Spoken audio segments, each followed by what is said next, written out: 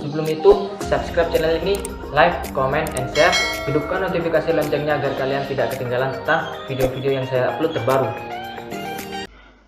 Nah, assalamualaikum warahmatullahi wabarakatuh. Kembali lagi di channel saya Muhammad Rizal Taufikur Rahman. Pembahasan kali ini yaitu sistem pencernaan pada manusia. Nah, apa itu sistem pencernaan? Nah, di sini sistem pencernaan yang biasa disebut dalam bahasa medis yaitu saluran sistem gastrointestinal. Nah, di sini apa itu saluran pencernaan? Nah, di sini ada saluran pencernaan, yaitu proses dari makanan menuju ke rongga mulut, kerongkongan, lambung, usus halus, usus besar, rektum, dan anus. Nah, yang pertama mulut. Nah, di sini mulut. Nah, mulut merupakan pintu gerbang saluran pencernaan. Saat kita mengunyah, proses pencernaan makanan sebenarnya sudah dimulai. Bahkan sebelum makanan masuk ke mulut, sistem pencernaan kita sudah bersiap-siap dengan keluarnya air liur. Nah, gitu teman-teman. Nah, saat masuk ke mulut, gerakan mengunyah akan mengubah makanan menjadi partikel yang lebih kecil agar enzim yang ada di air liur dapat lebih mudah mengolahnya. Nah, setelah makanan masuk ke mulut, nah selanjutnya ke kerongkongan atau ke esofagus. Nah, di sini kerongkongan. Nah, di sini ada setelah ke kerongkongan ada ke lambung. Nah, lambung di sini yaitu alat pencernaan. Selain menyimpan makanan, lambung juga berperan dalam mencampur dan menghancurkan makanan menjadi bentuk yang lebih mudah diserap. Nah, di sini lambung bukan hanya untuk menampung makanan, di sini juga untuk memecah makanan supaya lebih lunak lagi. Nah, nanti di sini akan menyerupai pasta atau cairan. Nah, selanjutnya makanan ke sini ke duodenum. Nah, atau usus halus. Nah, usus halus ini dibagi menjadi 3, yaitu duodenum, yaitu yang kedua jejunum, yang ketiga ileum. Nah, di duodenum ini proses akan terjadi lagi proses memecah makanan itu dan mengolahnya itu terjadi lagi di sini di duodenum.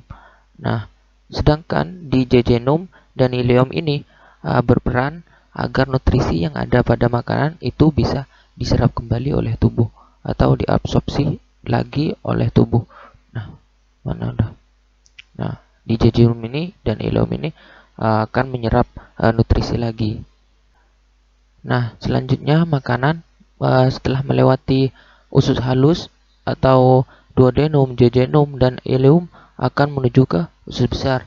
Nah, di usus besar ini terjadi pembusukan dibantu oleh bakteri E. coli. Nah, terus di sini di usus besar ini terjadi penyerapan atau sintesis vitamin K yang berguna untuk pembekuan darah.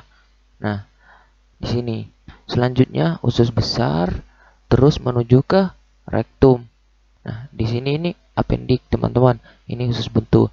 Nah, di sini di rektum, selanjutnya ke rektum. Nah, di rektum ini sebuah ruangan. Nah, di sini sebuah ruangan. Nah, fungsinya adalah untuk menerima sisa makanan yang sudah berubah menjadi feses. Nah, dan di sini disimpan. Nah, selanjutnya di sini ini di rektum ini ada sensor teman-teman. Nah, bukan sensor bukan sensor CCTV ya. Nah, namun di sini sensor yang berada di area tersebut ini akan mengirimkan pesan ke otak untuk membentuk feses tersebut perlu dikeluarkan atau tidak. Nah, gitu teman-teman.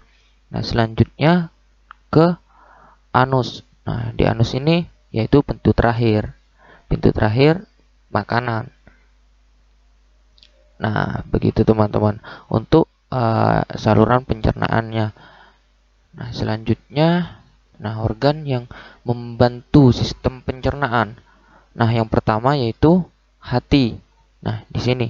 Nah, fungsi hati ini untuk menetralisir racun atau menyaring racun. Nah, selain itu di sini ini di hati ini tempat memproduksi suatu zat yang bernama empedu. Nah, yang berguna untuk mencerna lemak dan menghilangkan kelebihannya. Nah, selanjutnya yaitu pankreas. Nah, pankreas di sini. Nah, pankreas ini memproduksi enzim yang kemudian akan dilepaskan di usus 12 jari. Nah, akan dilepaskan di usus 12 jari di sini. Nah,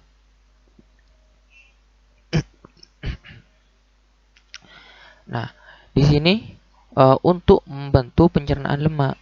Nah, pankreas ini akan mengeluarkan dilepaskan di usus 12 jari. Nah, untuk membantu pencernaan lemak, protein, dan karbohidrat secara kimiawi.